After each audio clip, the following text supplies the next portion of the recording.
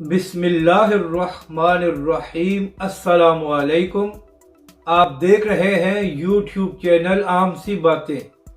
इमरान खान का बयान हल्फी झूठा और ममनुआ फंडिंग साबित हो गई। तहरीक लब्बैक को कलअदम करने वाले खुद कलअदम। इस वीडियो में हम इसी के मुतालिक बात करेंगे। नाज़रीन कराम, बिलाखिर 8 सालों बाद PTI के फॉरेन फंडिंग केस का फैसला सामने आ गया है और इलेक्शन कमीशन ने अपने फैसले में कहा है कि इमरान खान साहब ने झूठा बयान हल्फी इलेक्शन कमीशन में जमा कराया और PTI को गैर मुल्की कंपनियों और गैर मुल्की शख्सियात ने फंडिंग की, जो पाकिस्तान के कानून के मुताबिक अलाउड नहीं है। इसके अलावा इलेक्शन कमीशन ने अपने फैसले में यह भी कहा है कि PTI ने कुछ अकाउंट्स को इलेक्शन कमीशन से छुपाने की कोशिश की है।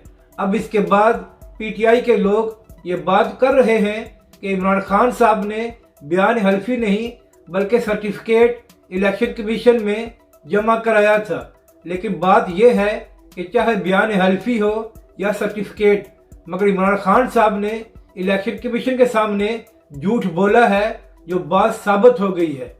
अब नाजरीन कराम, यहाँ पर अहम बात यह है कि अगर यही फैसला तहरीक लब्बैक पाकिस्तान और अल्लामा साद हुसैन रिजवी के खिलाफ आया होता तो अब तक फवाद चौधरी प्रेस कॉन्फ्रेंस करके ये मुतालबा कर चुका होता कि तहरीक लब्बैक पर पाबंदी लगाई जाए। लेकिन अब मामला PTI और इमरान खान साहब का है, तो इसलिए बहुत से लोग इसकी तौजीहात पेश कर रहे हैं। लेकिन फिर भी नाजरीन कराम, आप मकाफात अमल देखें कि जिन लोगों ने तहरीक लब्बैक पाकिस्तान पर पाबंदी लगाई और अल्लामा साद हुसैन रिजवी साहब को भी बैन किया कि इनको बैरूनी फंडिंग होती है, तो आज उनके खिलाफ खुद ये बात साबित हो गई है कि PTI को ममनुआ फंडिंग की गई है। तो हम कह सकते हैं कि तहरीक लब्बैक पाकिस्तान को कलअदम करने वाले आज खुद अवाम की नज़रों में एक्सपोज भी हो गए हैं और कलअदम भी हो गए हैं।